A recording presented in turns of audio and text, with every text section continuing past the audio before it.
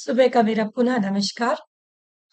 आप सभी के बीच में उपस्थित डॉक्टर नम्रता जैन अपना प्रयोजनमूलक हिंदी का एक नया विषय लेकर उपस्थित हूँ। हमारा विषय है आज का वेब पब्लिशिंग तथा ईमेल।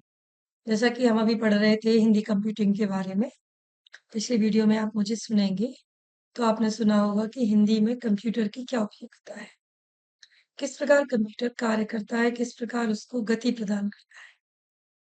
उसी प्रकार से आज का हमारा इसमें जो नया टॉपिक आया है, वो आया है वेब पब्लिशिंग का, कि वेब पब्लिशिंग किसे कहते हैं।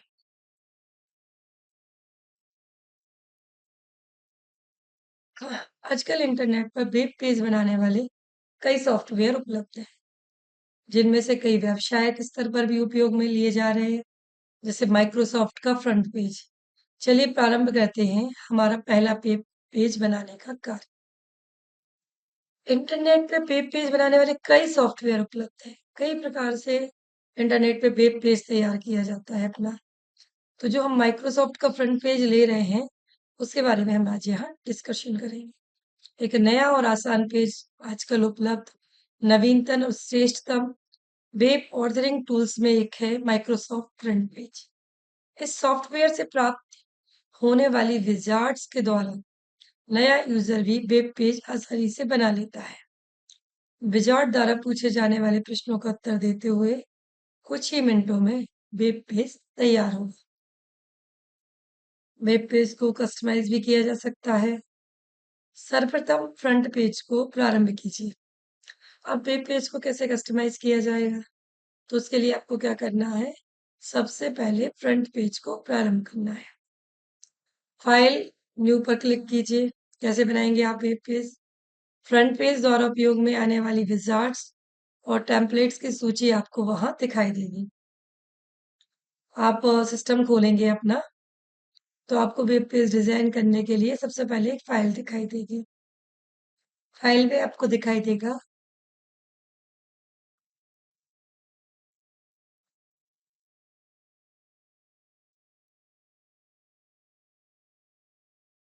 उनमें कुछ प्रश्नों के आपको उत्तर देना होगा और उसके बाद आपका वेब पेज बन जाएगा। कस्टमाइज भी किया सकता है। सर्वप्रथम फ्रंट पेज को प्रारंभ कीजिए। फ्रंट मतलब फाइल न्यू पर क्लिक कीजिए। नई फाइल पर आपने क्लिक किया।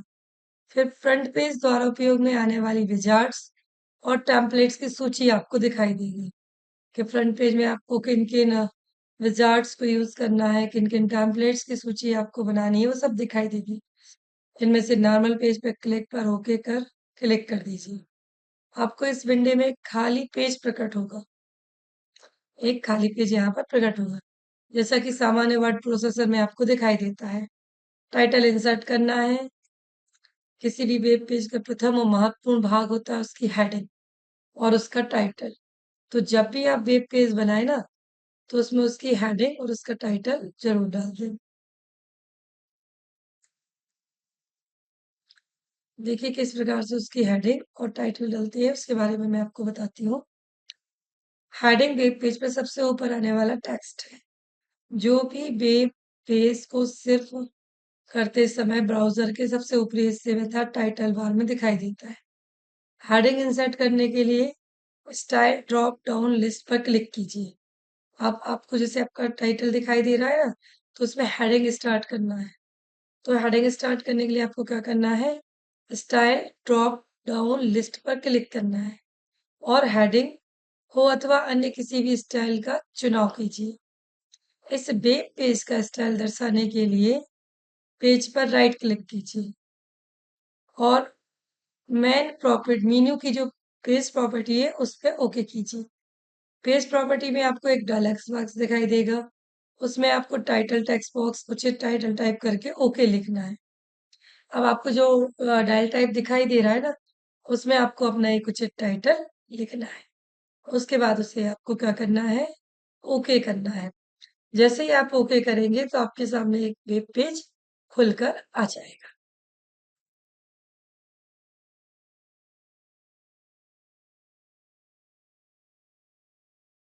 टाइटल इंसर्ट करना किसी भी वेब पेज का प्रथम और महत्वपूर्ण भाग होता है। इसका हेडिंग और टाइटल हेडिंग वेब पेज पर सबसे ऊपर आने वाला टेक्स्ट है, जो किसी भी वेब पेज को अप्लाई करते समय ब्राउज़र के सबसे ऊपरी हिस्से में अर्थात टाइटल बार में आपको दिखाई देता है। हेडिंग इंसर्ट करने के लिए टाइटल ड्रॉप डाउन लिस्ट पर क्लिक कीजिए और हेडिंग हो अथवा अन्य किसी भी टाइटल का चुनाव कीजिए। अब इस वेब पेज का टाइटल दर्शाने के लिए पेज पर राइट क्लिक कीजिए और मेन्यू से पेज प्रॉपर्टी कीजिए। पेज प्रॉपर्टी डायलॉग बॉक्स में टाइटल बॉक्स में उचित टाइटल टाइप कर ओके पर क्लिक कीजिए। वहां आपको अब ओके पर क्लिक करना है। इमेज और एनिमेशन का समावेश वेब पेज जिस पर मात्र टेक्स्ट ही उपलब्ध हो एक अच्छा पेज नहीं माना जाता है।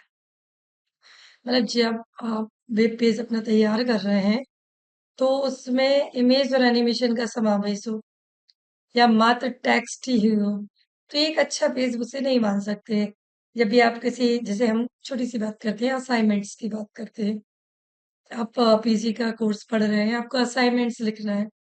हमने आपके लिए असाइनमेंट्स में किसी भी लेखक या किसी भी ग्रामेटिकल चीज के बारे में सपोज कीजिए इंटरनेट या बिग ब्राउजर्स के बारे में बता दिया कि आपको अपनी शब्दों में 40 पेज या 50 पेजों पर ब्रेक ब्राउज़र पे काम करना है।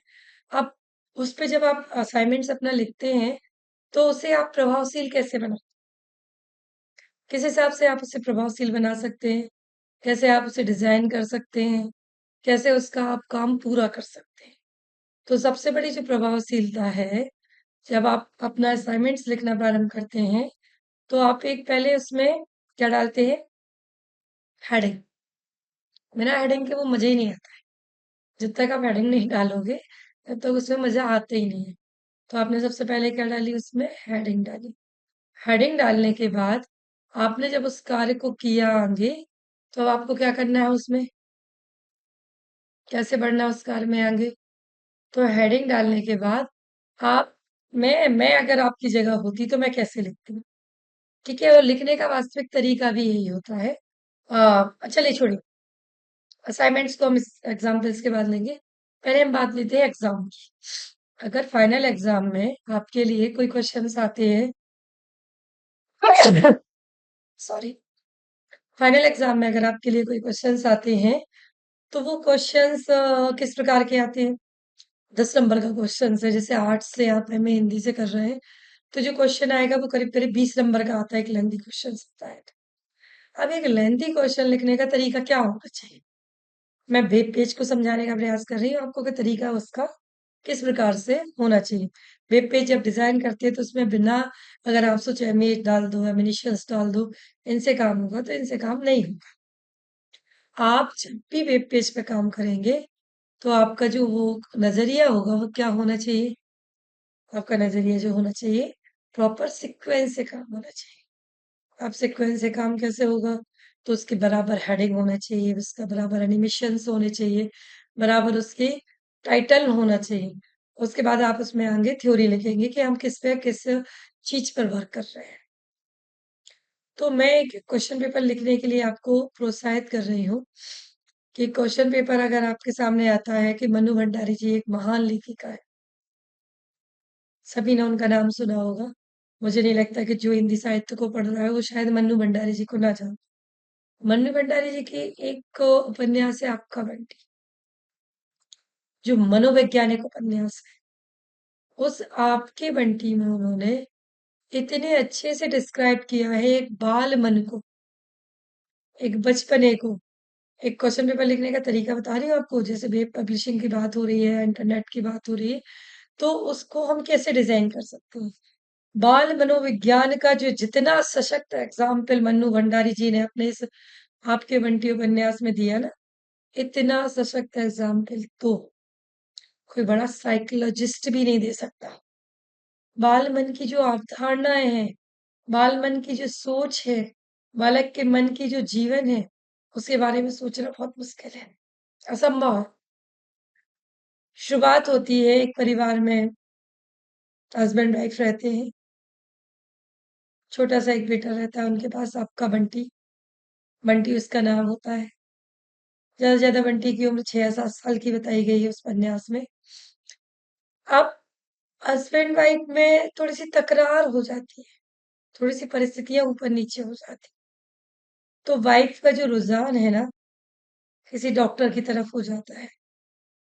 अब वो रुझान डॉक्टर की तरफ होने के बाद या हस्बैंड का रुझान भी किसी दूसरे की तरफ हो जाता है, तो उसमें पिसता कौन है? उन मनोदशाओं का जो चित्रण आपके बंटी में मन्नू भंडारी जी ने किया है ना, इतना अद्भुत कला का वो प्रयोग किया गया है, कितनी अद्भुत कला में कोई नहीं कर सकता। मन्नू भंडारी जी ने ये लिखा है वहाँ पर अपने उपन्यास में, वो बालक मन विचलित है। इसलिए विचलित है, सिर्फ़ इसलिए विचलित है कि क्या हो रहा है? स्कूल जाता है, उसके फ्रेंड सर्कल से उसकी बात होती है, बोले मेरे मम्मी-पापा का तलाक। वो तलाक शब्द उसके ज़हन में बैठ जाता है। अब उसके ज़हन में बैठने में थोड़े-से थ्योरी उसकी बता के, फिर इसके आंसर्स को लिखने का तरीका आपको बता रही हूँ कि वेब पेज जब बनता है तो वो कैसे पब्लिश होता है, कैसे होता है। तो वो तलाक जो है वो अपनी मोहल्ले की चाचियों से पूछता है, आंटी ये तलाक क्या होता है? चाची तलाक क्या होता है? अरे बेटा कैसा वर्ड बोल रहा है तू? नहीं इसने बोला मेरे मम्मी-पापा लेना चाह रहे हैं। अब जैसे-तैसे करके बच्चा बहुत परेशान है, उसकी मनःस्थिति बहुत डाउन है, बहुत अंदर से टूटा हुआ है। उसे खुद समझ में नहीं आ रहा कि मुझे कैसे काम करना चाहिए, क्या काम करना चाहिए, किस माहौल में उसे काम करना चाहिए। तो वो परेशान होके एक वकील के पास जाता है और उनसे पूछता है, "अंकल तलाक क्या होता है? मुझे भी तलाक चाहिए। मेरी दोस्त से मेरी लड़ाई हो गई, मुझे उससे तलाक।" लेकिन बालमन को ये पता ही नहीं है कि तलाक होता क्या है, भावनाएँ क्या होती हैं, मन कितना चंचल होता है। इतना सशक्त उदाहरण जो मनु भंडारी जी ने पेश किया है, उन्होंने कहा, "बाल मन अति चंचल होता है। बाल क्रियाएँ इतनी महत्वपूर्ण होती हैं जीवन में। बालक अपनी क्रियाओं में चंचलता का प्रयोग नहीं करेगा, मतलब वो जीवन में कुछ नहीं कर सकता।" तो जैसे-तैसे करके इनका तलाक हो जाता है। फिर कहा जाता है कुछ दिन वो लड़के के पास रहेगा, कुछ दिन वो वाइफ के पास रहेगा, माँ के पास रहेगा। माँ दूसरी शादी कर लेती है। माँ जब दूसरी शादी कर लेती है, दूसरे डॉक्टर्स के साथ रहने लगती है, तो बंटी को मन होता है कि मैं माँ के पास सोऊँ। छोटा बच्चा है, 6 साल का, 7 साल का। उसे लगता है मैं अपनी माँ के पास सोऊँ, लेकिन माँ उसे नहीं सुला पाती अपने पास, क्योंकि डॉक्टर की भी ख्वाहिश है, शादी की है तो सिर्फ़ बच्चे को पालने के लिए शादी तो नहीं की ना। कुछ उसकी भी अपनी जिजीविषाएँ हैं, कुछ उसका भी अपना मन है अंदर से। तो एक दिन बंटी को दूसरे रूम में सुला दिया जाता है और हस्बैंड वाइफ अपनी कामदेव रति क्रीड़ा में मस्त थे। बच्चा वो सारे सीन देख लेता है। अब वो मन ही मन ग्रहण करता है, छी छी! ये क्या हो रहा है? क्या नग्न अवस्था में है ये लोग? मतलब वो अंदर से टूट जाता है और अंत तक आपके बंटी को कोई सार तत्व नहीं निकलता है।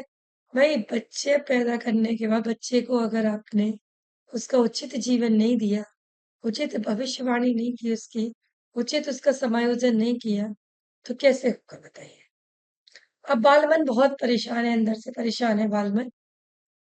टूट जाता है अंदर से, तहस-नहस हो जाता है, उसे भी लगता है मुझे भी पहले शादी करनी है, ये करना है, फिर तलाक करना है। 6 साल का बच्चे के मन में कितनी कितनी वेदना, कितनी पीड़ा है। तो इसमें अगर क्वेश्चन्स बन के आपके लिए आता है एग्ज़ाम में कि आपके बंटी में बंटे की बाल प्रक्रियाओं का वर्णन कीजिए, 20 नंबर में आता है। तो आप उसे कैसे लिखेंगे एग्ज़ाम में? उसका तरीका आप कैसे लिखेंगे? एक स्टोरीज़ मैंने आपको हल्की-सी डिफ़ाइन किया, अब इसको लिखना कैसे है? तो लिखने के लिए आप क्या करेंगे? लिखने के लिए आप क्वेश्चन पेपर में बाल मन की पीड़ा हेडिंग डालेंगे।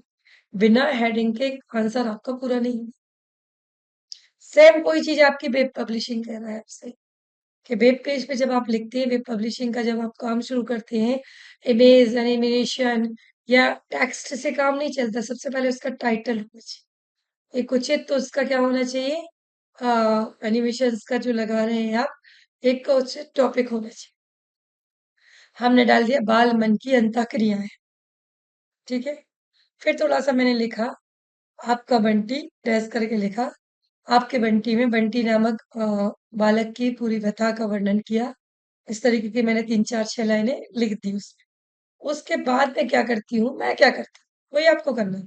मार्किंग का, स्कोरिंग का समय कैसे होता है, देखिए जैसे एग्ज़ाम्पल्स मैं हमेशा अपने बच्चों को बताती हूँ, आपके बीच में भी शेयर करूँगी इस एग्ज़ाम्पल को।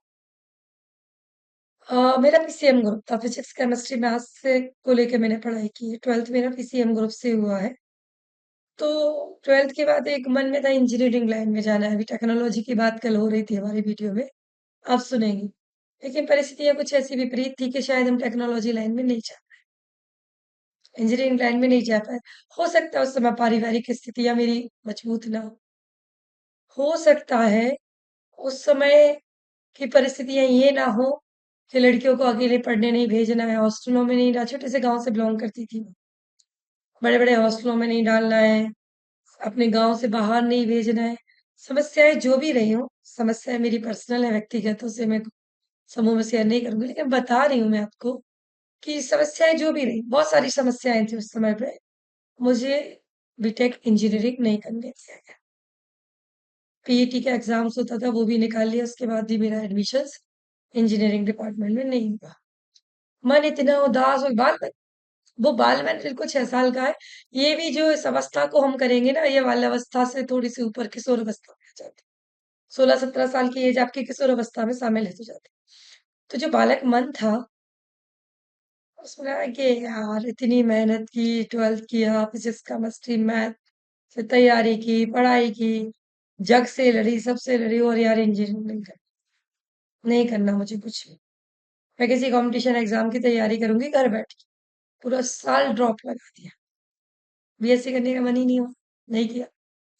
पूरा साल ड्रॉप करने के बाद भी समझ में आया, 1 साल पूरा जब निकल गया ना, अगली साल मार्च अप्रैल आ गई तब समझ में आई चीज़ें। यार साल बर्बाद कर दिया पूरा मैंने। परिस्थितियाँ आज भी वही थी। आज भी वही परिस्थिति थी, कहीं फाइनेंशियल कंडीशंस खराब थी, कभी लड़कियों को हम बाहर नहीं भेज सकते हैं, वो समस्या थी। कभी लगा कि यार नहीं, लड़कियाँ हैं, शादी करो, निपटाओ, फ्री करो। ये हमारी ज़िम्मेदारी नहीं है। तो परिस्थिति वो समय कैसे परिवर्तित होता है ये सुनिए। कुछ नहीं करना भाई, सब बीए कर लेते हैं। बीए ही कर लेते हैं। प्राइवेट से बीए का फॉर्म डाल दिया, कोई कॉलेज नहीं, कोई यूनिवर्सिटी नहीं, कोई महाविद्यालय नहीं, कोई विद्यालय, कोई विश्वविद्यालय नहीं जिंदगी में। बीए कर लिया प्राइवेट से। फर्स्ट ईयर में सब्जेक्ट्स लिए, पीसीएम ग्रुप का स्टूडेंट, फिजिक्स, केमिस्ट्री, मैथ पर पूरी कमांड, और बीए फर्स्ट ईयर में सब्जेक्ट्स लिए हिंदी लिटरेचर, पॉलिटिकल साइंस और इकोनॉमिक्स। अब हिंदी लिटरेचर इसलिए ले लिया कि भाई हिंदी साहित्य पे ही पकड़ जमा ले, मतलब मन एक बचपन से ही था कि भविष्य में कुछ अच्छा करूं। इतनी तक सीमित नहीं रह जाऊंगी कि बीएससी कर लिया, एमएससी कर लिया और शादी, बीए कर लिया, एमए कर लिया और शादी कर देंगे घर वाले, तो जाओ अपनी गृहस्थी संभालो। नहीं, मन यहाँ तक सीमित था ही नहीं, सोच थी ही नहीं। तो बीए ले लिया, बीए में सोचा हिंदी को आगे बढ़ाऊंगी तो शायद कुछ कर पाऊं, या इन कोर्सों इतना ज्यादा दिमाग भी नहीं चलाया हालांकि कि क्या कर सकती हूँ, लेकिन सब्जेक्ट्स अपने हिसाब से लेके बीए का फॉर्म डाल दिया। अनपढ़ से तो बेटर ही था कि भाई ग्रेजुएशन डिग्री हो जाए। सन 2001 के करीब की बात है, 2000 के, आज से 24-25 साल पुरानी बात बता रही। तो बीए किया, बीए में परसेंटेज जो थे इकोनॉमिक्स के कारण बहुत अच्छे खिंचे, क्योंकि इकोनॉमिक्स में टोटल स्टैटिक्स होती थी और मैथ्स मेरा सब्जेक्ट था। तो स्टैटिक्स में पूरा कवर करके आती, दोनों पेपर आते हैं इकोनॉमिक्स के अंदर। थ्योरी भी आती है आपकी, अगर आप थ्योरी पे कमांड रखते हैं, या आप स्टैटिक्स पे कमांड रखते हैं तो आपकी स्टैटिक्स भी आती है। ऑप्शंस में क्वेश्चंस आते हैं उसमें, या तो ये क्वेश्चन अटेम्प्ट करना है, आपको ये क्वेश्चन अटेम्प्ट करना है। तो स्टैटिक्स रिटेंशन मार्क्स आते थे हमेशा, 100 में से 80-85 मार्क्स आते थे। अब हिंदी और पॉलिटिकल, पॉलिटिकल की स्थिति तो ये थी कि राजनीति से इतना जुड़ाव नहीं था उस समय पे, समझते नहीं थे कि पॉलिटिकल साइंस होता क्या है आखिर। तो जो समझ में आती थी, जो उस समय के द्वितीय विश्व युद्ध और एक्सेट्रा परिस्थितियां होंगी, वो मैं लिखाती। अब आ जाओ हिंदी, हिंदी पे थोड़ी सी कमांड थी, समझती थी हिंदी को, लेकिन हिंदी लिखने का तरीका नहीं था। तो परसेंटेज बनते थे वही 58, 59 समथिंग, यहीं तक पहुंच पाती थी। ऐसे बीए फर्स्ट ईयर निकाल दिया, सेकेंड ईयर निकाल दिया, फाइनल निकाल दिया। समझ में नहीं आया यार कि परिस्थितियां ऐसी क्यों हो रही हैं। इतना अच्छा पेपर करके आती हूँ, इतनी तैयारी से लिख के आती हूँ, फिर भी मार्किंग नहीं होती है। तो पेपर में आर्ट्स के सब्जेक्टों में मार्किंग क्यों नहीं होती? जब जाके फाइनल में थोड़ी सी ट्रेजेडी अपनाई भी है, फाइनल की बात बता रही हूँ मैं अपनी, ट्रेजेडी अपनाई अपनी दिमाग की थोड़ी सी, कि लिटरेचर को भी अगर फिजिक्स पैटर्न में लिखे या मैथ्स पैटर्न में लिखे, उसका वर्गीकरण करके लिखे, उसका एनालिसिस करके लिखे, तो शायद मार्किंग स्कोर हो मेरी, और हुआ भी। मैंने लिखने का तरीका थोड़ा सा अपना बदला, फाइनल में, ओनली फाइनल की बात कर रही हूँ, मेरे 62% बने ओवरऑल, लेकिन 58 पे ही सिमट गई मेरी पंचायत। फिर उसके बाद बीएड, उस समय बहुत जोरों पे था, बहुत क्रेज पे था, बीएड का एंट्रेंस निकाल लिया। वही पारिवारिक स्थिति, बीएड नहीं करना है, नहीं करना है, नहीं करना है, जैसे तैसे करके लास्ट में एडमिशन लिया और बीएड लिख दिया और बीएड क्लियर हो गया। अभी भी लेकिन लिखने का तरीका मेरे अंदर नहीं आया कि लिखना कैसे है, कैसे काम करना है। ये जो वेब पेज की बात चल रही है ना, ये कैसे काम करेगा, कैसे वर्कआउट करेगा, कैसे ये आगे चलेगा, कैसे अट्रैक्टिव रहेगा, कैसे लोगों के लिए अट्रैक्शन डालेगा ये। फिर उसके बाद सोचा कि बीएड कर लिया, बीएड करने के बाद किसी प्राइवेट सेक्टर में जॉब कर ली टीचर की। फिर उसके बाद एमए का फॉर्म भी डाल दिया, नहीं भाई ये फ्री नहीं बैठना है, 1 साल ऑलरेडी बर्बाद कर चुके हैं, अब फ्री नहीं बैठना है किसी भी कीमत पे। अब एक काम करते हैं, एमए का फॉर्म डाल दिया, तो नौकरी के साथ पीजी फर्स्ट ईयर कर लिया एमए। एमए फर्स्ट ईयर की तो भाई हिंदी साहित्य से एमए कर लिया, वही तरीका थोड़ा सा मेंटेन किया अपने हिसाब से, थोड़ा सा लिखने का अपने आप में इम्प्रूवमेंट किया, लेकिन विशेष सफलता हासिल नहीं हुई, क्योंकि जॉब आ गई थी हाथ में, तो मैंने तो इतनी इस हिसाब से नहीं कर पाई। 55% पे रुक गई गाड़ी। फिर जॉब चली गई, अब मन खराब रहने लगा। अब लगने लगा कि अगर अब जॉब नहीं रही हाथ में और एजुकेशन भी नहीं रही, तो घर वाले तो 12th पास आउट के बाद ही कहने लगे थे कि शादी करनी है समय पे। गांव का माहौल था, परिस्थितियां उतनी अच्छी नहीं थी कि कहीं बच्चे को बाहर पढ़ने भेजा जाए, सभी चीजें उसमें मार कर रही थी। तो लगा कि चलिए एक काम करते हैं, यहाँ पर पीजी की फाइनल ईयर की तैयारी करते हैं बहुत अच्छे तरीके से, जैसे बीए फाइनल की करी थी, मतलब गेन किए थे ना 61%। अगर आप ओवरऑल एमए में 55% से ऊपर नहीं बने, तो पीएचडी नहीं कर पाऊंगे। पीएचडी नहीं कर पाऊंगे मतलब आप शादी खत्म, मैटर दी एंड। तो भाई साहब, जो तैयारी मैंने की, जो मैंने अपने लिखने का तरीका सुधारा, वो वहां तक बस मैं आपके बीच में शेयर करना चाह रही थी कि वो तरीका क्या था लिखने। मेरी इस वीडियो को जो भी सुने, जब भी सुने आप इस वीडियो को, कभी आपके सामने रिप्रेजेंट हो, तो ये बात अंतरात्मा मन में रख लेना कि इस तरीके से हम अपने मार्क्स गेन कर सकते। मैं टीएमयू में जब भी क्लासेस लेती हूँ बच्चों के बीच में, आर्ट्स के सब्जेक्ट्स में मार्क्स गेन करने की ये क्लास जरूर देती, मोटिवेशनल क्लास है ये आपके लिए। तो ये आपके लिए एक बड़ा मुद्दा है कि कैसे मार्क्स गेन किए जाते हैं। 55% बने थे प्रीवियस में। फाइनल की तैयारी जो की मैंने, बिल्कुल प्रॉपर कंटेंट से की। कैसे तैयारी की मैंने? अगर मैंने आर्य भाषाओं के बारे में पढ़ा, तो मैंने एक चार्ट से पढ़ा, एक चार्ट डिजाइन कर लिया। अब उस चार्ट को याद करने में मुझे 2 दिन लगे या 3 दिन लगे, लेकिन चार्ट माइंड मेकअप करके चलती थी अपना पूरा। अगर मैंने स्वर पढ़े, अगर मैंने व्यंजन पढ़े, तो वो भी चार्ट से पढ़े। आप मेरी यूट्यूब पे कई क्लासेस सुन सकते हैं, बहुत प्रॉपर तरीके से मैं आपको स्कीम के थ्रू पढ़ाती हूँ, एक चार्ट के थ्रू पढ़ाती हूँ। डॉक्टर अमृता जैन नाम से आपको कई यूट्यूब पे वीडियो मेरी मिल जाएंगे, तो आप उसमें देखना कि जब तक एक चार्ट में आपको याद नहीं करा देती ना, जब तक मैं आगे नहीं बढ़ पाती हूँ। अब हम यहाँ आर्य भाषाओं की बात कर रहे हैं, 20 नंबर का क्वेश्चन आ गया भारतीय आर्य भाषा। मैंने एक चार्ट डिजाइन किया, भारतीय आर्य भाषा है, एक लंबी लाइन, उसमें 3 एरो, प्राचीन कालीन आर्य भाषा, मध्यकालीन आर्य भाषा और आधुनिक आर्य भाषा। प्राचीन कालीन आर्य भाषा के नीचे 2 एरो, वादक संस्कृत और लौकिक संस्कृत। देखिए मैं ओरली आपको सुना रही हूँ, 20 साल पुरानी बात है ये, जो मुझे याद थी, आज भी जहन में वो सेट है। मध्यकालीन आर्य भाषा में 3 हिस्से बांट दिए, प्रथम प्राकृत, द्वितीय प्राकृत और तृतीय प्राकृत। प्रथम प्राकृत के 2 हिस्से एरो लगा के फिर बांटे, पाली एक शिलालिपि। द्वितीय प्राकृत के 5 हिस्से निकाल के आए, मागधी, अर्धमागधी, सौरसैनी, पैसाची और महाराष्ट्री। तृतीय प्राकृत के 2 हिस्से निकल के आए, खस और ब्राह्मण। अब तृतीय भाषा थी हमारी आधुनिक आर्य भाषा, उसका पूरा डायग्राम नीचे तक ले आए। अब जो प्रथम प्राकृत से निकल के आई हमारी मारवाड़ी, महाराष्ट्री, तो महाराष्ट्री से निकल के आई मराठी, जो क्या थी आपकी आधुनिक भाषा। खास ब्राचर, सिंधी, पंजाबी, ये सब निकल के आई। ये सब हमारी आधुनिक आर्य भाषा थी। अब ये चार्ट बस दिमाग में था। अब लेकिन चार्ट अकेले बनाने से तो 20 नंबर नहीं मिलेंगे ना क्वेश्चंस में, कि हमने सिर्फ चार्ट बना। लेकिन उसको लिखने का तरीका अब मैंने कैसे डिजाइन किया, कि भारतीय आर्य भाषा को क्वेश्चंस मेरे पास आया, मैंने उसमें सिर्फ एक डेफिनेशन लिखी।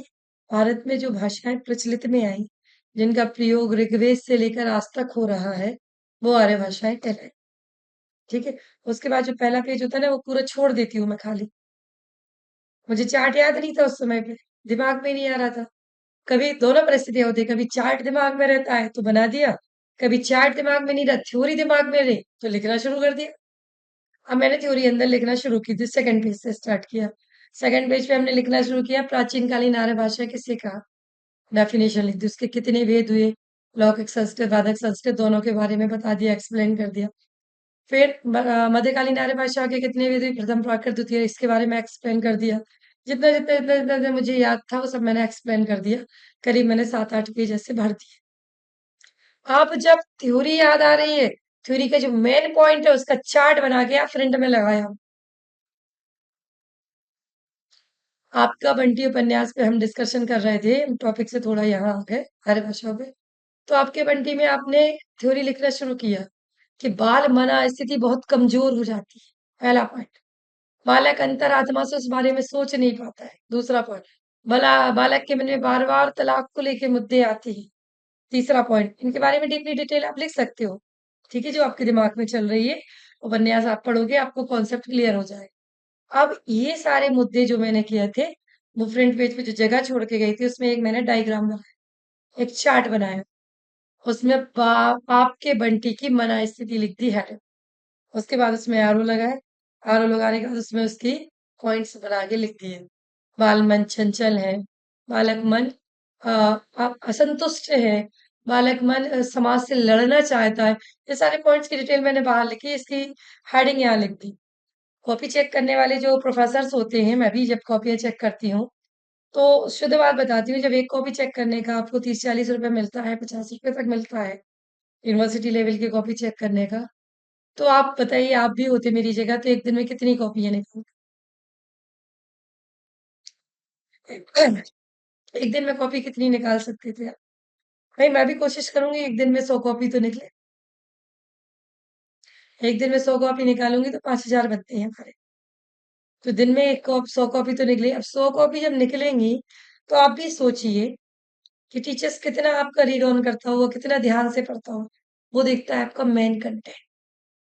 और जब हमने 4 टांगे बना दिया ना आपके बंटी की मना स्थिति, प्राचीन कालीन आर्य भाषाओं की वास्तविक स्थिति, कब कौन सी भाषा कहाँ से कैसे कैसे निकले। अब अंदर कहीं भी अगर गलती भी हो रही है थोड़ी बहुत, हालांकि गलती नहीं होना चाहिए लेकिन हो भी रही है, तो भी इतना मार्क नहीं किया जाता है, तो भी इतना ज्यादा उस पर डेडिकेशन नहीं हो पाता है।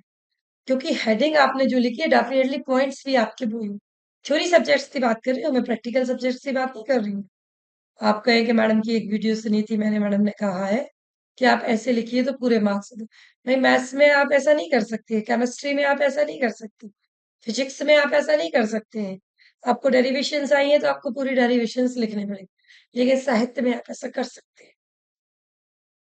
कालिदास के मेघदूत की अगर हम चर्चा करें, तो और कालिदास को मेघदूत को लिखने की बात आए आपके सामने, तो लिखने का तरीका ये हो सकता है कि उसके जो मेन पॉइंट है, जो सब थीम, उसको हम प्रिंट पेज पे डालें, अंदर उसकी थ्योरी लिखे, तो डेफिनेटली जांचने वाले टीचर्स के मन में भी रहता है कि बच्चे ने काम अच्छा किया, उसको नॉलेज है, वो क्वेश्चन से हटा नहीं है, वो क्वेश्चन के आसपास ही है, और कहीं आसपास का क्वेश्चन के अंदर ही है।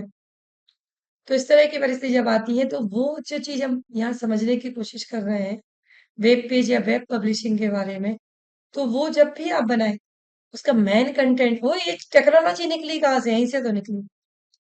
आज आप देखेंगे यूट्यूब पे कई प्रकार के चैनल्स आपको देखने मिलेंगे, मेरा नहीं, कई कई लोग, कई प्रोफेसर आपको बहुत अच्छे से टीचिंग करा रहे हो, वो बिल्कुल शॉर्ट ट्रिक से आपको पढ़ाते हैं, वो बहुत शॉर्ट ट्रिक से आपको पढ़ाते हैं। एक रात गई, एक बात गई, एक बात गई, एक रात गई। अब इसमें पूरा का पूरा आपको भक्ति काल समझा देंगे। एक लाइन आपको याद है, दादर से लेके हवेली तक, उसमें पूरे के पूरे सातों राज्यों के नाम हो गए। तो इस तरीके से पढ़ाने की ट्रिक्स आती है, टेक्नोलॉजी है। इस टेक्नोलॉजी को जब आपने अप्लाई किया, ये टेक्नोलॉजी बढ़ के इतने आगे हो गई। तो इस प्रकार हम इस कार्य को पूर्ण कर सकते हैं। तो देखिए, हम यहाँ बात कर रहे थे आपकी इमेज और एनिमेशन के समावेश की। इमेज और एनिमेशन का समावेश कैसे होता है? वह पेज जिस पर मात्र टेक्स्ट ही उपलब्ध हो, एक अच्छा पेज नहीं माना जाता। अच्छा होगा यदि इस पर इमेजेस हों, इस पर एनिमेशंस लगाई जाए। इमेज और एनिमेशन को आप स्वयं तैयार कर सकते हैं। जरूरी नहीं है कि इमेज आप नेट से ही उठाएं, आप खुद भी तैयार कर सकते हैं, एनिमेशंस भी आप स्वयं तैयार कर सकते हैं। नेट से डाउनलोड करके भी उनका उपयोग किया जा सकता है। आप खुद भी ड्रॉ, मैंने आपको कल के लेक्चर में एक चीज भी बताई थी कि हम लोगों के हाथ में जब कंप्यूटर पहली बार आया था ना सिस्टम, तो हमें माउस चलाने के लिए क्या सिखाया जाता था? हमें माउस चलाने के लिए सिखाया जाता था कि सबसे पहले पेंट कैसे किया जाए। अब पेंट में जो हमने ड्रा किया वो एक एनिमेशन हो जाती थी। Insert, design, layout, reference, mailing, review, view, हल, ये सब कुछ आता है इसमें। सिस्टम आपको हर चीज देती है, कंप्यूटर आपको हर चीज सिखाता है। तो आपने वो डाउनलोड करके उनका उपयोग किया जा सकता है। इमेज और एनिमेशंस में इंसर्ट करने के लिए मेनू क्लिक करें। मेन्यू पे आप फाइल पे गए, फाइल का चुनाव किया आपने। उसके बाद आपके सामने एक विंडो खुलेगी जिसमें कई फील्ड उपलब्ध होंगे, जिनमें से लोकेशन और यूआरएल फील्ड में आपको उस एनिमेशन या एड्रेस को देना होगा। जमाने का ये तरीका बता रहे हैं कि किस प्रकार से आप इसे जमाएंगे। बुकमार्क बनाएं। कभी आवश्यकता के अनुसार वर्तमान पेज के किसी खंड को लिंक करने की आवश्यकता होती है, उसके लिए उसे उस खंड पर बुकमार्क बनाया जाता है। उसके दिए गए उस खंड को विशेष को सिलेक्ट करें और एडिट मेनू से बुकमार्क पर क्लिक कीजिए। अपने समक्ष खुले बुकमार्क डायलॉग बॉक्स में इस बुकमार्क के लिए उचित नाम प्रदान करके क्लिक कर दीजिए। अब आपने ये पूरा डिजाइन कर दिया, लिंक खोली आपने, फाइल खोली आपने, उसमें एक बुकमार्क बनाया, उसमें एक टाइटल बनाया, उसमें एक एनिमेशंस बनाया, उस खंड में उसको सिलेक्ट किया, उसमें एडिट मेनू में डालकर उसका बुकमार्क लगा दिया। अपने पक्ष में खुले बुकमार्क डायलॉग बॉक्स में बुकमार्क के लिए उचित स्थान प्रदान कीजिए और ओके पर क्लिक कर दीजिए। इस प्रकार विभिन्न पेजों को क्लिक करें। एक ऐसा पेज जिस पर भारी मात्रा में कंटेंट हो, देखने में नीरस होगा। सिर्फ लिखाई लिखाई लिखाई लिखाई है तो वो एक देखने में नीरसता आ जाती है। इसे लोड होने में अधिक समय भी लगता है। इसलिए अपनी वेबसाइट में छोटे छोटे पेज बनाना चाहिए जो बहुत ज्यादा उपयोगी होते हैं। वही मैंने कहा ना कि जब आप थ्योरी एग्जाम में लिखते हो ना, और जब थ्योरी लिखते जाते हो 10 12 15 पेज की, तो वो चेक करने वाला इरिटेट हो जाता है। और जब उसे आप ड्रा करते हो, जब उसे आप एक चार्ट में ड्रॉ करते हो, तो राइटर्स को, लेखक को, सॉरी टीचर्स को लगता है, चेकर्स को लगता है कि वाह यार कितना अच्छा कंटेंट इसने दिया है। जिस कंटेंट पे ये बात कर रहा है, इसका मतलब है कि इसे सब्जेक्ट्स का पूरा नॉलेज है। तो वो जो चीजें होती है, छोटे छोटे वेब पेज, उन पेजों को आपस में जोड़ने के लिए एक लिंक बनाई जा सकती है, जिन्हें हाइपर लिंक के नाम से जाना जाता है। लिंक का उपयोग पेज के कई हिस्सों में किया जाता है। लिंक बनाने के लिए उस स्थान पर कर्सर लाइए और लिंक बनाना उस वहां से स्टार्ट आप कर सकते हैं। इस प्रकार से आप लिंक बना सकते हैं। तो इस प्रकार एक अच्छे वेब पेज की डिजाइनिंग हम यहाँ पर कर सकते हैं। चलिए, अब हम बात करते हैं हमारे अगले विषय पर, जो है हमारा ईमेल। वेब पेज के बाद बारी आती है हमारे ईमेल की। ईमेल की आवश्यकता, सेवा ज्यादा प्रचलित क्यों है? ये ईमेल किसे कहते हैं, क्या है ईमेल? तो वो एक कंप्यूटर पर, सिस्टम पर एक मेल आईडी बनाई जाती है। अधिकांश इंटरनेट सेवा उपभोक्ताओं को ये सेवा सबसे बेहतर कराते हैं। इस सेवा का प्रयोग करने से एक ईमेल एड्रेस की आवश्यकता होती है। कुछ इंटरनेट सेवा प्रदाता तो इंटरनेट के साथ ही प्रयोगकर्ता के नाम से उसका ईमेल एड्रेस भी बना देते हैं। एक ऐसा ही इंटरनेट सेवा प्रदाता यदि हमने इंटरनेट में लिया है, उसे प्रयोगकर्ता का नाम जो दिया है, तो वह हमें ईमेल कैसी बनाते हैं? ATOS@healpline.com उपलब्ध कराएगा। अब एसट्रेस से ईमेल भेज सकते हैं, अपनी गेस्ट की ईमेल प्राप्त कर सकते हैं। इंटरनेट के क्षेत्र में ईमेल का क्या योगदान है? ईमेल किसी कंप्यूटर नेटवर्क पर डाक सुविधा का एक विस्तृत रूप है। देखिए कितना बढ़िया एग्जाम्पल उन्होंने दिया है कि जो ईमेल होती है ना, वो क्या है, किन्हें कहते हैं ईमेल। ठीक है, ईमेल जो होती हैं वो होती है हमारी डाक सुविधा। चिट्ठी, एक समय जो चिट्ठियां आप डालते थे, आती थी, निकलती थी, वो चिट्ठियां ही तो हमारी डाक सुविधा होती है ईमेल। जब से अधिक कंप्यूटर्स नेटवर्क से आपस में जुड़ते हैं, तब ये कंप्यूटर्स आपस में एक आवागमन करने में सक्षम होते हैं। इस कार्य के लिए एक पते की आवश्यकता होती है। तो इस प्रकार एक कंप्यूटर से संदेश भेजने के लिए दूसरे कंप्यूटर द्वारा ईमेल कहलाता है। आपका अपना संदेश दूसरे लोगों को भेजना है तो वो ईमेल कहलाता है। अब ईमेल कई प्रकार के होते हैं, आप सिंगल ईमेल भी भेज सकते हो, अटैच करके ईमेल भी भेज सकते हो, है ना? अब क्योंकि यह सब कार्य इलेक्ट्रॉनिक पद्धति से हो रहा है, इसलिए इस सेवा को इलेक्ट्रॉनिक मेल कहा जाता है। जैसे लघु रूप में ई। देखिए अभी आपको भी नहीं पता होगा, मुझे भी शायद अभी पता चला।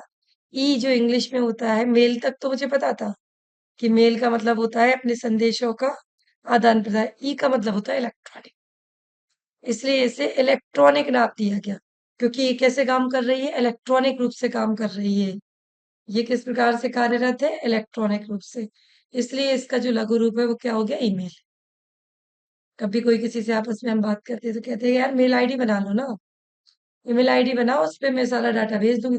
और हजारों हजारों पेजों का डाटा भी सेकंडों में चला जाता है ईमेल। आपके पास सेफ और सुरक्षित हो जाए। टेक्नोलॉजी बढ़ी है इसलिए तो इम्प्रूवमेंट हुआ है। अगर ये टेक्नोलॉजी नहीं आई होती, इतना इम्प्रूवमेंट कैसे होता, आप बताइए। टेक्नोलॉजी थी, चीजों के लोगों के पास काम करने के लिए चीजें आई, अनेक प्रकार के काम हुए, तो चीजें हमारे पास खुल के आ गई।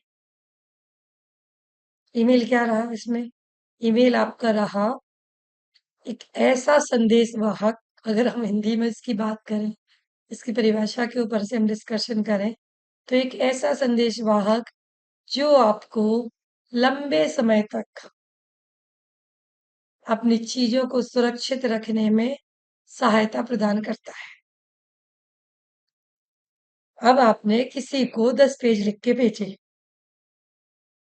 रिटन में, रिटन में भेजे आपने 10 पेज लिख के किसी को भी, तो वो जो 10 पेज जिसके पास भी पहुंचेंगे ना, वो 10 पेजों को 10 दिन संभाल के रखेगा, 100 दिन संभाल के रखेगा, 1 साल संभाल के रखेगा। फिर एक दिन रद्दी वाला, कूड़ा वाला, कचरा वाला आएगा, वो ले जाएगा और बात खत्म। आपने जो लिखा था वो सब खत्म। अब आपने जो टाइप किया, उन 10 पेज को टाइप किया और टाइप करके आपने उसे मेल कर दिया किसी को, अब वो उसकी मेल स्टोरेज में अनंत काल तक रहेगा। ये मान के चलिए, वर्तमान परिस्थिति तो यही कहती है। 20 साल पुराने मेल भी आपकी मेल आईडी पे आज आपको मिल जाएंगे। इसलिए तो जनरेशन आजकल की हाईटेक हो गई है। हम और आप हाईटेक क्यों हुए, इसी के कारण तो हुए कि भाई हमारा जो कंटेंट था उसे हमने टाइपिस्ट कराया और उसे डायरेक्ट हमने, मैंने आपको कल के एग्जाम्पल वीडियो में भी बताया था, सुनेंगे आप कल की वीडियो मेरी तो, आ, पिछली वीडियो जो मैंने बताई थी, कि जो भी हम काम करते हैं, मैंने जब पीएचडी की तो बहुत समस्याओं का सामना किया। कागज पे लिख के ले जाओ, टीचर्स को जरा भी कंटेंट समझ में नहीं आया, उठा के पूरा कट कट खत्म। ऐसा खत्म हो जाता था कि फिर लगता था, बुरा लगता था कि यार 30-40 पेज 15-15 दिन में तो लिख पाती हैं। मैटर को ढूंढो, ढूंढो, फिर जोड़ो, फिर उसको एक भाषा दो, फिर वो अंतिम स्वरूप में वो जाती थी गाइड के पास। टेक्नोलॉजी आई तो टेक्नोलॉजी का यूज हमने कैसे किया, टेक्नोलॉजी आई तो टेक्नोलॉजी के प्रयोग में हमने क्या किया कि हमने अपना जो कंटेंट था ढूंढा, ढूंढा तो पढ़ाई भाई वो तो काम तुम्हारा जरूरी, और उसको टाइप करके सिस्टम पे डाल दिया, सिस्टम पे डाला, उसके प्रिंट आउट निकाले और गाइड के पास पहुंच गए। गाइड को जहाँ जो लाइन में कमी दिखी, जहाँ जो अच्छाई दिखी, वो उसने उसको मॉडिफाई कर दिया मैडम ने। मैडम ने जैसे ही सर ने उसको मॉडिफाई किया, घर आए, वर्ड फाइल खोली, उसमें जो डिलीट करनी थी वो कट कर दी, जो जोड़नी थी वहां पे कर्सर रखा, वहां से लिखना प्रारंभ किया तो जुड़ गई। मतलब प्रॉपर एक कंटेंट जो आपने बताया था वो हमारे पास सेकंडों में होकर रखा गया। उसे उठाकर मेल पे फेंक दिया। 3-3 4-4 5-5 साल पीएचडी चल रही है और आप पहले दिन का कंटेंट भी मांगोगे तो मिल जाएगा। सब पड़ा है आपकी मेल आईडी पर। कोई भी चीज आपकी मेल आईडी से अछूती नहीं है। तो आजकल की जनरेशन भी यही करती है कि जरा सा उन्होंने कहा एक और बहुत अच्छा साधन है मेल आईडी का, वो ये है कि आपने कहा आपको गुस्सा आ रही है बॉस के ऊपर, जॉब कर रहे हैं, इरिटेशन आ रहा है, आपने कहा फोन पे बात करूंगा, आमने सामने बात करूंगा, गुस्सा और अपने अंतिम चरम सीमा पे होगी। अगर आप अपने बॉस से किसी बात से नाराज हैं या गुस्सा है, आप फेस टू फेस बात करते हैं तो परिस्थितियां क्या बनेंगी? परिस्थितियां बनेंगी कि हाथापाई बिना उठता है, क्योंकि गुस्सा उन्हें भी आता है जितना आपको आता है। फिर उसके बाद आए टेलीफोन। टेक्नोलॉजी कैसे बढ़ी? फिर आए आपके टेलीफोन। टेलीफोन पे आपने अपना गुस्सा निकालने की कोशिश की कि यार जो गुस्सा था आमने सामने तो भाई मार काट पे उतर आए ना, भाई एक दूसरे को मारने पे उतर आए। टेलीफोन पे आपने सुनाया उन्हें, उनने आपको सुनाया। आपने चार सुनाई तो ऐसा नहीं है दो उनने भी सुनाई ली थी। वो रिकॉर्डिंग हुई, आपने 4 बार सुनी, आपका माइंड फिर डिस्टर्ब हो गया। यार टेलीफोन पे मजा नहीं आ रहा सुनाने। फिर वो सुनाएगा, दो बातें करेगा और वो जहम में बैठ जाएंगे या उसकी रिकॉर्डिंग सुन लूंगा तो मेरा मन जो है ना वो घबरा जाएगा। तो क्या बनाया इंटरनेट ने? ईमेल बनाई। आपको जो भी समस्या है अपने बॉस से, जो भी दिक्कतें हैं अपने बॉस से, वो बॉस को अकेले नहीं सुनाओगे आप। बॉस को पूरे जितनी कम्युनिटी को सुनाना, सबको एक साथ आप वो चीज लिखकर भेज सकते हो। ये काम करता है मेल। एक कभी कुछ समय पहले कहावत आई थी, कई विश्वविद्यालय कई कॉलेज है जहाँ मेल मेल खेलने वाले कई आए और कई चले गए। मतलब आपने मुझे मेल किया कि सर मैं आपके अमानवीय व्यवहार से खुश नहीं, आपके अंदर मानवीयता नाम की कोई चीज नहीं, ये सब टाइप कर दिया। उसको मैंने किसमें उसको टैग किया, सीसी में रखा, जिसको अपने मेल करनी थी उसे, अपने बॉस को, बॉस के साथ, और जो जो बॉस का बॉस उसे, और बॉस से नीचे जो मेरे नीचे भी काम कर रहे हैं उनको भी नॉलेज होना चाहिए कि मुझे फ्रस्ट्रेशन है। उन सबको सीसी में लेके मैंने वो मेल सबके पास पहुंच गई। जैसे ही वो मेल सबके पास पहुंची, सबने देख लिया, अरे ये दिक्कत है, अरे ये दिक्कत है, अरे ये दिक्कत है। तो मेल जो है वो कई रूपों में आपका कार्य करती है। ठीक है, सिर्फ कंटेंट को एकत्रित करने में नहीं, आपको गुस्सा दिलाने में, गुस्से को शांत करने में। फिर उन्होंने भी वहां से मेल का जवाब दे दिया। अब वो गांधी जी के 3 बंदर वाली कहानी याद मुझे यहाँ आके, मैंने ना बुरा देखा, ना मैंने बुरा कहा, ना मैंने बुरा सुना, मैंने तो मेल कर दिया। क्लियर हुआ कॉन्सेप्ट कि मैंने तो भाई मेल कर दिया। तो मेल जो है एक इलेक्ट्रॉनिक सेवा का एक लघु रूप है। यह बेईमानी नहीं होगी, व्यवसाय जगत के अलावा एक बादशाह। एक तो ये चीज हो गई, दूसरी हो गई इसमें बेईमानी नहीं होती है किसी भी प्रकार की। किसी प्रकार की बेईमानी होने के कोई चांसेस ही नहीं है इसमें। क्यों नहीं है? क्योंकि भाई साहब मेल तो बिल्कुल आप डिलीट भी नहीं कर सकते। सबसे बड़ा उसका सदुपयोग ये है कि आपने एक बार किसी को मेल डिलीट कर दिया, जैसे आपने व्हाट्सअप किया किसी को, आपने तुरंत डिलीट फॉर एवरीवन, सामने वाला पढ़ ही नहीं पाया कि आपने लिखा क्या था। लेकिन मेल एक बार गई तो वो डिलीट आपके द्वारा नहीं होगी। आप अपने डेस्कटॉप पे कितनी बार डिलीट कर दो, लेकिन सामने वाले के पास पहुंचेगा जब सामने वाले का मन होगा तभी वो अपना मेल आईडी से मेल को डिलीट करेगा। वो ऐसे मेल को डिलीट नहीं करेगा। तो ये एक पुख्ता सबूत हो गया, बिजनेस में ये बहुत काम है। लोगों के लेन देन व्यापार में जरा सी बात आती है, उन्हें कहा मेल छोड़ दो एक। मैं शेयर मार्केट में अभी देखती हूँ हजारों मेल पड़ी होती है मेरे पास। कोई बैंक की है, कोई शेयर मार्केट की है, कोई कहीं की। तो वो मेल जो काम क्या करती है कि वो आपके व्यवसाय में किसी भी प्रकार के व्यवधान को उत्पन्न नहीं करती है। एक संचार का सशक्त माध्यम है मेल, जिसके माध्यम से आप कम्युनिकेशन एक दूसरे से कर सकते हैं।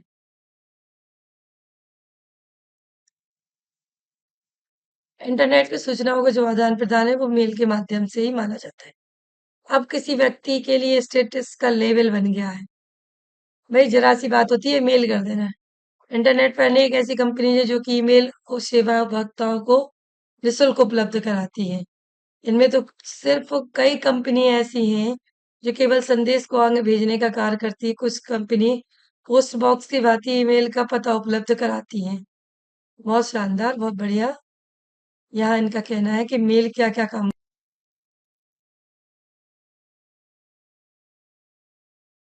की ईमेल आगे बढ़ाने की जिसे उपलब्ध कराती है कंपनियाँ, उसके बारे में यहाँ बताया गया है। मतलब एक कंपनी ही मैंने ऐसी बना ली, जो कंपनी में अपने अंदर में 1000 आदमियों को रख लिया। अब वो 1000 आदमी क्या करते हैं, सिर्फ़ ईमेल पर ही अपना पूरा नज़रिया रखते हैं। कंपनी केवल संदेश को आगे भेजने का कार्य करती है। कुछ कंपनी पोस्ट बॉक्स की भांति ईमेल का पता उपलब्ध कराती है। आपकी ईमेल को आगे बढ़ाने की सुविधा एक सामान्य डाकघर के समान ही है। इस सेवा के अंतर्गत आपके पुराने पते पर आई हुई डाक को नए पते पर भेज दिया जाता है। वेब पर डाक को आगे बढ़ाने की निःशुल्क सेवाएं फ्री फॉरवर्डिंग सर्विस के लिए उपयोग होती हैं। तो जल्दी-जल्दी अपना ईमेल पता बदलते रहते हैं। इस सेवा का प्रयोग करने से हमें इंटरनेट पर एक फॉरवर्डिंग मेल सर्विस को खोजना होगा। उसका विवरण भरकर हमें यह सूचित करना होगा कि हमें अपनी ईमेल किस पते पर भेजनी है। जब आप अपनी ईमेल पता बदलते हो, तो इस विवरण की स्थिति में ईमेल पर एक नया ईमेल प्राप्तता प्रविष्टि कर दिया जाता है। इस प्रकार ईमेल प्राप्त करने देखने के लिए हमें उस मेल सर्वर अथवा वेबसाइट पर जाना होता है तथा अपना लॉगिन नेम तथा वर्ड देना होता है पासवर्ड। अब हमारे लिए आई हुई ईमेल्स की सूची प्रदर्शित होती है।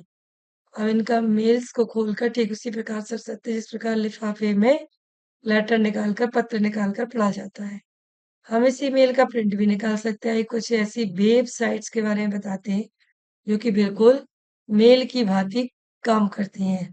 हॉटमेल जय वेब यह एक वेब आधारित निःशुल्क ईमेल सेवाओं से सबसे अधिक लोकप्रिय तथा एक भारतीय द्वारा शुरू की गई साइट है। याहू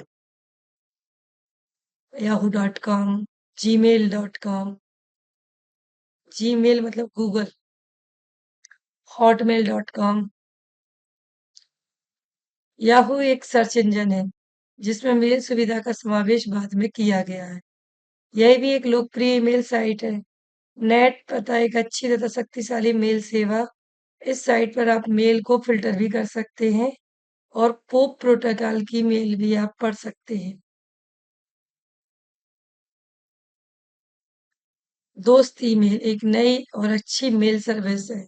फ्रेंड्स ईमेल इस साइट्स की सबसे बड़ी विशेषता यह है कि आपको अलग-अलग तरह के कई रोचक डोमेन नाम उपलब्ध कराती है। मसलन यहाँ आप पर आपका ईमेल कुछ इस तरह का होगा xyz@myoffice.com या xyz@us ये किंग.com भी बना सकते हैं। इस साइट पर आप भविष्य में अपना निःशुल्क वेब पेज भी बना सकते हैं। http://www.mypad.com नेट पासवर्ड यह शुद्ध फॉरवर्डिंग सेवा है, जहाँ पर आपकी मेल आगे भेज दी जाती है। यह सेवा भी आपको डोमेन नाम छाँटने की सुविधा देती है। यह वेब पेज को भी आगे भेजने का काम करती है। एसटीटी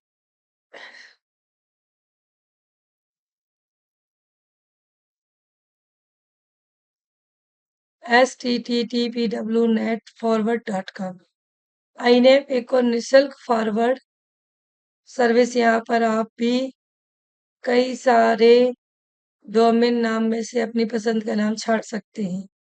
आप पूछ सकते हैं कि सेवाएँ कितनी सुरक्षित हैं? इसका सिर्फ़ यही उत्तर हो सकता है कि ये उतनी ही सुरक्षित है जितनी आप इन्हें बनाते हैं। कोई भी चीज़ उतनी ही सुरक्षित होती है जितनी आप उसे बनाते हैं।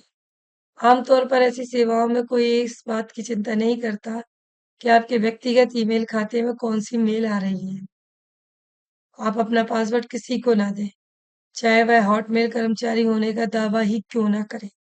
अगर आपकी मेल चल रही है, तो आप अपना पासवर्ड किसी को नहीं देना चाहिए, क्योंकि मेल पर सारा डाटा आता है। अगर आपने बैंक में अपनी मेल लगा दी, तो सारा डाटा आपका मेल पर आएगा। सेवा देने वाले का दायित्व तो आपको सेवा उपलब्ध कराना होता है, किसी भी प्रकार के भ्रम या विवाद में ना फंसे। नेट पर ईमेल खाता बनाना। आज ईमेल का जिस तेजी से उपयोग बढ़ रहा है, उसी अनुपात में वेबसाइट पर इसकी सुविधा देते जा रहे हैं। हॉटमेल, याहू आदि ने ईमेल यूजर की संख्या का रिकॉर्ड बनाया हुआ है, मगर उनका यह रिकॉर्ड अब उपयोगकर्ता के लिए मुसीबत बन रहा है। हॉटमेल बहुत धीमे खुलती है, लंबा इंतजार करना होता है। ऐसे में कई लोग नई साइट्स में अपनी ईमेल खाते खोलने को मजबूर हो जाते हैं। इसी को ध्यान रखते हुए हिंदी और भारतीय भाषाओं के पहले महापोर्टल नेट जाल ने अंग्रेजी की तेज रफ्तार, ज्यादा स्पेस देने वाली ईमेल सेवा चालू की है। पूछा जा सकता है कि हिंदी के आम यूजर को क्या अंग्रेजी का ईमेल खाता बनाना चाहिए? नेट जाल क्यों अंग्रेजी ईमेल को प्रोत्साहन दे रहा है? हिंदी पर फोकस क्यों नहीं कर रहा है? ये तमाम मुद्दे, तमाम जवाब सवाल हमारे बीच में आज भी बने हुए हैं। दो बातें हैं, ईमेल के दो या तीन अकाउंट बनाए रखना आम जरूरत हो गई है। जो कंप्यूटर और आईटी में दखल करता है, उस हिंदी भाषी के लिए अंग्रेजी ईमेल अकाउंट जरूरी है। अपने डाटा भेजने या उपयोगी सूचनाओं के न्यूज़लेटर मंगाने और दोस्तों के साथ रोमन देवनागरी में ही संदेश लेने के लिए यह जरूरी होता है। हिंदी में ईमेल संभव है, नेट जाल पर इसके विकल्प हो रहे हैं, पर जिस मेल या ई पत्र पर मेलजोल को भी ईमेल सभी किसी न किसी कमी वाले विकल्प है। बतौर सगल और कहने के लिए खाता खोलने की नई बुनियादी कमी ये है कि हिंदी भाषियों को जिन जिन अलग अलग कीबोर्ड में टाइप करने की आदत है, वे सभी कीबोर्ड ईमेल की टाइपिंग के लिए नहीं मिलते हैं। ठीक है।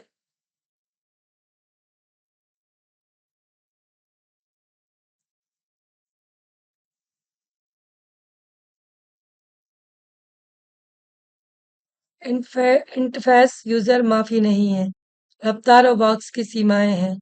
फोनेटिक टाइपिंग अभ्यास संयुक्त अक्षर कपट इतनी पारी है कि एक बार कोशिश कर उपभोक्ता फिर दोबारा नाम नहीं लेगा। इसलिए नेट जाल ने हिंदी भाषियों के लिए नामी अंग्रेजी पोर्टलों के समतुल्य अंग्रेजी मेल सेवा देने का निश्चय किया। जो अपना खाता खोलेंगे, उन्हें फिर हिंदी की पूर्ण यात्रा विकसित करने के साथ साथ भाषा का खाता खोलने का मौका मिलेगा। सो यदि आप ईमेल खाता खोलना चाहते हैं, तो www.netjal.com साइट खोलकर अपना अकाउंट कराएं या नीचे के फॉर्म को भेजें। नेटजाल अपनी तरफ से आपके लिए खाता खोलकर यूजर और पासवर्ड को आपकी सूचनाएं दे देगा। कैसे बनाएं ऑनलाइन अकाउंट?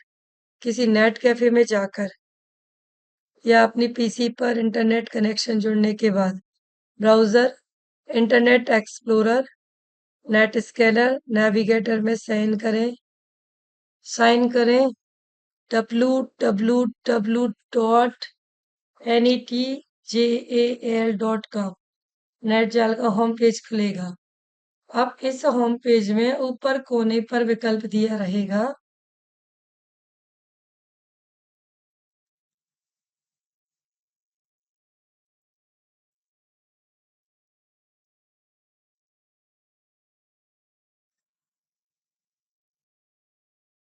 ऊपर कोने पर विकल्प लिखा होगा न्यू यूजर।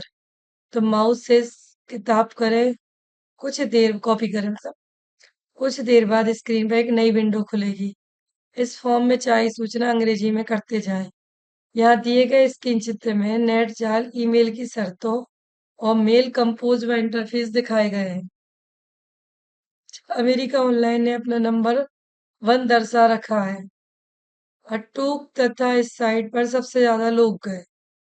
अटूक इंटरनेट और डिजिटल माध्यमों पर अनुसंधान की वाली कंपनी जुपिटर मीडिया मोट्रिक्स के अध्ययन के अनुसार अक्टूबर में अबोयल साइट्स 1,15,00,000 हिट हुए।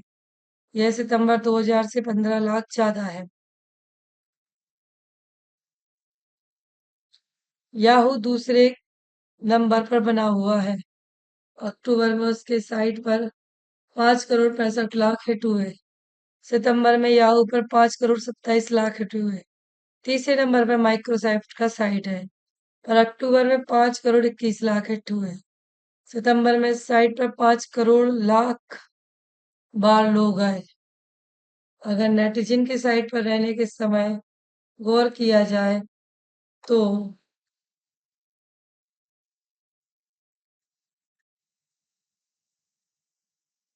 AMOL पर याहू की तुलना में 5 गुना ज्यादा समय लोग गुजारते हैं।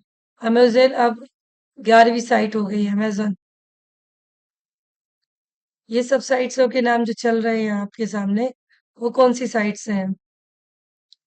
अब हम और आप पढ़ेंगे ईमेल की विशेषताएं क्या-क्या होती हैं, किस प्रकार ईमेल काम करता है। व्यापारिक गतिविधियों में पत्र व्यवहार एक सामान्य सी बात होती है, परंतु यह सामान्य बात सूचना स्तर पर अधिक महत्वपूर्ण व प्रभावशाली हो जाती है। ईमेल की प्रमुख विशेषताएं क्या है? व्यापारिक गतिविधियों में पत्र व्यवहार एक सामान्य सी बात होती है, परंतु यह सामान्य बात सूचना स्तर पर अधिक महत्वपूर्ण व प्रभावशाली होती है। इसके विकल्प में दूर की सेवाओं को भी लिया जा सकता है, परंतु विश्वसनीय सूचना के माध्यम से पत्र व्यवहार हो जाता है। इस प्रकार पत्र व्यवहार के सामान्य डाक सेवा व दूर संचार सेवा से होने वाली परेशानियों से बचने के लिए ईमेल सेवा पर ज्यादा विश्वास किया जाता है। भाई जैसे हमने पत्र व्यवहार भेजा, पत्र लिखा, फिर उसे पोस्ट किया, फिर वो पहुंचा, जब तक तो यह सब कुछ खत्म हो गया। किसी चीज में हमें बिजनेस हम कर रहे हैं किसी चीज का, अब बिजनेस में ही हमने उन्हें कहा मुझे सूचित कीजिए पहले आप कि आप 5 करोड़ का मेरे साथ फाउंडेशन भर रहे हैं या बॉन्ड भर रहे हैं। तो भाई हमने वो एक लेटर पे लिखा कि हम आपके साथ एक 5 करोड़ का बॉन्ड भर रहे हैं, जिस बॉन्ड की सीमाएं होंगी कि उसमें ना आप हस्तक्षेप करेंगे ना हम हस्तक्षेप करेंगे, जब तक व्यापार चलेगा उसका 50% आप मुझे रकम देते रहेंगे। ठीक है। अब ये जो लेटर था, ये पहले हम कोर्ट गए, वकील से निकलवाया, वकील से करवाया, फिर नोटरी लगवाई, फिर उसके बाद हमने आपको पोस्ट किया। इस प्रक्रिया में करने में हमें करीब करीब 8 दिन का समय लग गया। अब वही मेल क्या करेगा? जब आपकी मेल आईडी से मेल है, उस पे नीचे आपका टैग लगा हुआ है, doctor Amrita Jain, assistant professor, तीर्थंकर महार विश्वविद्यालय। वहां मैंने ये सारी चीजें टाइप कर दी कि हम आपके साथ 5 करोड़ का अनुबंध करना चाहते हैं। उस अनुबंध की नियम व शर्तें हैं। क्या है उस अनुबंध की नियम और शर्तें? कि भाई इसमें बीच में ना आप इसे छोड़ेंगे बॉन्ड को, ना मैं इस बॉन्ड को छोड़ूंगी, बल्कि इसका 50% आप रखेंगे, 50% मैं रखूंगी। इस तरीके की मेल बनाकर आपने सामने वाली कंपनी को मेल कर दी। अब उस कंपनी ने उसी मेल पे रिप्लाई कर दिया कि आपकी जो बाउंडेशंस थी, आपकी जो समस्याएं थी, उन पे हमने काम किया, उन पे मैंने एनालिसिस किया। उन एनालिसिस करने के बाद हमें निकल के आया कि हम आपके साथ काम करने के इच्छुक हैं, थे और रहे। मुझे आपकी किसी भी शर्त पे कोई भी ना मुझे। अब वो चीज पुख्ता हो गई। टेंडर सुने आपने? टेंडर, जो टेंडर भरे जाते हैं वो कैसे भरे जाते हैं? तो टेंडर भरे जाते हैं। ये टेंडर भरने में सबसे ज्यादा वो चीजें होती हैं कि आपने टेंडर भर दिया और टेंडर पास होने के लिए सरकार के पास चला गया। अभी मैं कल कुछ आपको समझा रही थी, उसने बताया कि टेंडर कैसे भरे जाते हैं। भाई जैसे आपको पता चली कि आपकी यूनिवर्सिटी में यूनिफॉर्म की आवश्यकता है बच्चों, तो हमने एक टेंडर निकाल, निविदा सूचना निकाल दी एक मैंने मार्केट में, न्यूज़पेपर्स वगैरह में, कि जो भी इच्छुक हो तो अपनी रेट प्राइस हमें बता दें और हमारी यूनिवर्सिटी में 2000 बच्चों को यूनिफॉर्म सिलवाई जाए। तो भाई अब जितने भी व्यापारी होंगे वो सब अपना अपना टेंडर हमारे इसमें भर देंगे। कोई किसी को उसमें कुछ नहीं बताएगा, बस टेंडर भर देगा अपना। उसमें वो एक मैं व्यापारी हूँ, मैंने अपने टेंडर में भर दिया कि मैं 2000 यूनिफॉर्म आपकी सिलने के लिए तैयार हूँ। टारगेट हमारा 2000 यूनिफॉर्म का है, समय है 2 महीने का। 2000 यूनिफॉर्म को सिलवाने में मैं 2 महीने का समय मानूंगी, मतलब 1000 यूनिफॉर्म 1 महीने में सिलवा दूंगी। और एक यूनिफॉर्म का खर्चा वो अपना पूरा जोड़ घटा लेगा, टेलर का, लाइट का, बिजली का, रील का, सबका। फिर उसे लगेगा कि एक यूनिफॉर्म पे करीब 200 रुपये बचना चाहिए, तो वो 250 रुपये आपको टेंडर में भर देगा कि एक यूनिफॉर्म का जो खर्चा है वो 250 रुपये है। तो 50 वो आपसे लेगा, 200 वो बचाएगा। दूसरी कंपनी आप बैठे हैं सामने, आपने टेंडर भर दिया, 200 नहीं बचाना, 150 ही सही है। तो आपने क्या किया, 200 का टेंडर भर दिया कि 200 रुपये में हम आपकी एक यूनिफॉर्म सिलकर दे देंगे। थर्ड पार्टी को लग रहा है यार 150 भी बहुत ज्यादा नहीं बचा ली, चलो एक बार गेम खेलते हैं 100 रुपए का। तो उसने ओवरऑल डाले ही 150 रुपए है कि 50 का खर्चा, वो खर्चा सभी को आना था, और 100 रुपए मेरी कमाई हो जाए वही मेरे लिए पर्याप्त है। अब टेंडर जब खुला ना, तो टेंडर कौन सा खुलेगा भाई, मैं अपनी यूनिवर्सिटी में भी अपना भी तो बचत करूंगी। मैं 250 वाले को क्यों प्रेफर करूंगी, मैं 150 वाले को प्रेफर करूंगी ना। कि 150 रुपए में एक मेरी वो किल दी, क्योंकि 100 रुपए में भी बनवाना चाहती हूँ बीच में। तो मैंने जो टेंडर पास किया वो 150 वाले का। अब वो टेंडर जो पास हुआ उसमें लिखा पढ़ी जो होगी वो सब मेल के माध्यम से पूरी हो सकती है, जैसा इन्होंने यहाँ किया है कि विश्वसनीय सूचना के माध्यम से पत्र व्यवहार हो जाता है। इस प्रकार पत्र व्यवहार के लिए डाक डाक सेवा, दूरसंचार सेवा से होने वाली परेशानियों से बचने के लिए हम ईमेल सेवा पर ज्यादा विश्वास करते हैं। ईमेल सेवा अगर काम करेंगी तो हमारा काम बहुत ही पुख्ता तरीके से होगा। अब ईमेल की विशेषताएं कौन कौन सी हैं?